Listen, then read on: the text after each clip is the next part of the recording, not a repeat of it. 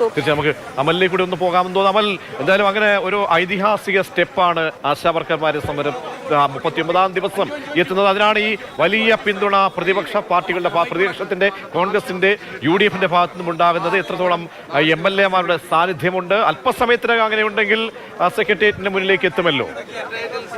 അനിശ്ചിതകാല നിരാഹാര സത്യാഗ്രഹം ആരംഭിക്കുന്ന സമയത്ത് വളരെ പരിഹാസത്തോടെയും മുച്ചത്തോടു കൂടിയാണ് മന്ത്രിമാരടക്കമുള്ള ആളുകൾ നോക്കിക്കാണുന്നത്. കാരണം അവരെ അപഹസിച്ചുകൊണ്ടാണ് മന്ത്രിമാരടക്കമുള്ള ആളുകൾ സംസാരിക്കുന്നത്. ഞങ്ങൾ ഇന്ന് അംഗൻവാടിക്കാരുടെയും ആശാവർക്കർമാരുടെയും ഒക്കെ വിഷയം നിയമസഭയിൽ കൊണ്ടുവന്നപ്പോൾ ഈ സമരത്തെ പരിഹസിക്കുകയാണ് ഈ ഗവൺമെന്റ്.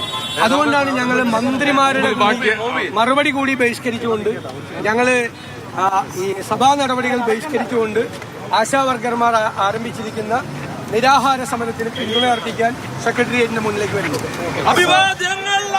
പ്രതിപക്ഷ നേതാവിന്റെ പ്രതികരണമാണ് കണ്ടത്. ഇവിടെ നിന്നും പ്രകടനം യൂണിവേഴ്സിറ്റി കോളേജിന്റെ ഭാഗത്തേക്ക് എത്തുകയാണ്. അവിടെ നിന്നും കടന്ന അല്പസമയങ്ങൾക്കകം തന്നെ സെക്രട്ടേറിയറ്റിന് മുന്നിലെ സമരപ്പന്തലിലേക്ക് ഈ പ്രതിഷേധ പ്രകടനം എത്തിച്ചേരും. പ്രതിപക്ഷ നേതാവ് പറഞ്ഞതുപോലെ സഭയിലെ നടപടികൾ ബഹിഷ്കരിച്ചാണ് ഇവർ പുറത്തേക്ക് ഇറങ്ങിയത്. സമീപകാലത്ത് ഇങ്ങനെ MLA-മാർ സഭയ്ക്കകത്തു നിന്നും ബാനറും പ്ലക്കാർഡുകളുമായി സഭയിലെ വിഷയങ്ങളിൽ പ്രതിഷേധിച്ചുകൊണ്ട് പുറത്തേക്ക് ഇറങ്ങി വരുന്ന, സഭാ കവാടത്തിലേക്ക് ഇറങ്ങി വരുന്ന MLA-മാരെ നമ്മൾ പലവട്ടം കണ്ടിട്ടുണ്ട്. പക്ഷേ പ്രതിപക്ഷ MLA-മാർ ഇത്തരത്തിൽ ഏതെങ്കിലും ഒരു വിഷയത്തിൽ ഒരു സമരത്തിന് പിന്തുണ അർപ്പിച്ച് ഇങ്ങനെ പ്രകടനം നടത്തി സെക്രട്ടേറിയറ്റിലേക്ക് എത്തുന്നത് സമീപകാലത്ത് ഈ സർക്കാരിൻ്റെ കാലയളവിൽ എന്താണെങ്കിലും അങ്ങനെ ഒരു സംഭവം ഉണ്ടായിട്ടില്ല. നമുക്ക് ഈ UDF പക്ഷത്തിരിക്കുന്ന MLA-മാരുടെ കൂട്ടത്തിൽ രണ്ടാളുകളാണ് ഉള്ളത്. ഒന്ന് ഉമാ തോമസും, ഒന്ന് KK രമയും. ഉമാ തോമസ് ഇപ്പോൾ ചികിത്സയിലാണ് വീഴ്ചയുമായി ബന്ധപ്പെട്ട വിഷയത്തിൽ. പിന്നെയുള്ളത് KK രമയാണ്. ഈ വിഷയത്തിൽ തുടക്കം മുതൽ ആശാവർക്കർമാർക്ക് വേണ്ടി സംസാരിക്കുന്ന ഒരാളാണ്. ഇങ്ങനെ MLA-മാർ പ്രകടനമായി സെക്രട്ടേറിയറ്റിലേക്ക് പോകേണ്ട ഒരു അവസ്ഥയിലേക്കൊക്കെ എങ്ങനെയാണ് എത്തിയത്?